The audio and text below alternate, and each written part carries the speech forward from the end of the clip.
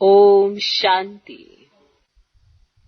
रूहानी बाप तुम रूहानी यात्रियों को कौन सी एक विशेष शिक्षा देते हैं? जैसे कोई यात्रा पर जाते हैं ना, तो विशेष एक डायरेक्शन दी जाती है कि ऐसे ऐसे जाओगे ना तो ज्यादा दिक्कत नहीं आएगी।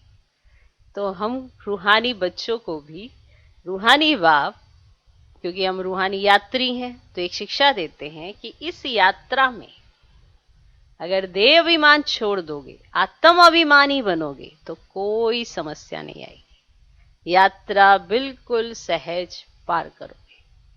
तो हे रूहानी यात्री, तुम देह अभिमान छोड़ देही अभिमानी बनो। रावण ने आधा कल्प से तुम्हें देह अभिमानी बनाया, माना जो मूल कारण था हमारे नीचे गिरने का, वो था देह अभिमान। जो रावण ने हमें देह अभिमान में ला दिया, जो हम थे ही नहीं उसका ही अभिमान करने लगे। आज बाबा हमें बताते जो तुम हो उसका नशा चढ़ा, उसका अभिमान करो। तो अपने गुण शक्तियों को इमर्ज करो, जो आत्मा की क्वालिटीज हैं वो निकालो बाहर। अभी देह अभिमान के चलते मेरी देह, मेरे संबंधी, ये पदार्थ, ये वस्तु, ये वैभव, उसका अहंकार है। मेरे पास ये है, मेरे पास ये है। ये जो भी मेरे पास है वो तो देह के पास, देह के अंदर होने की वजह से, पर आत्मा के पास क्या क्या है वो भूल गए। इसीलिए मैं और मेरा ही याद है। तो रावण ने मैं और मेरा ही याद दिलाया, तो देह अभिमान में लाया और इतना बुरा हाल कर दिया। अब आत्म अभिमानी बनो। ये जो घड़ी घड़ी कुछ ना कुछ होता रहता है, छोटी छोटी बातों पे विचलित होते रहते हैं, इसने ये कह दिया, उसने वो कह दिया, इसका मूल क्या है? देह अभिमान। अगर आपको आज भी छोटी छोटी बातों से बुरा लगता है, कुछ भी भाव स्वभाव आगे आ जाते हैं, तो उसका मूल कारण क्या है? देह अभिमान। आत्मा को तो नहीं ऐसा होता।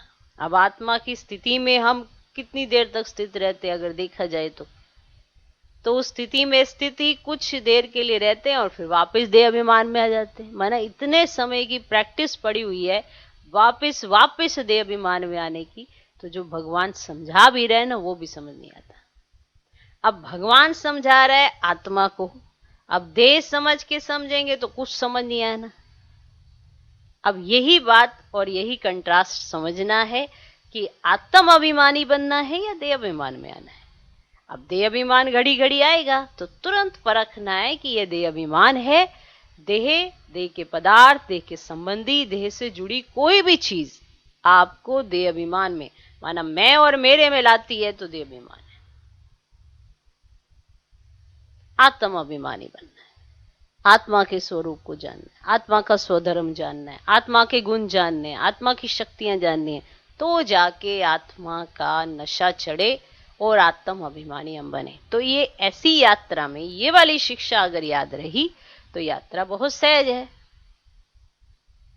तो काल पर जीत भी पाई जा सकती है। कालों का काल बाबा आया है, हमें काल पर जीत पहनाना सिखाते हैं। मन मना भाव के मंत्र से तुम काल पर जीत पाते हो। ओके, ओम शांति।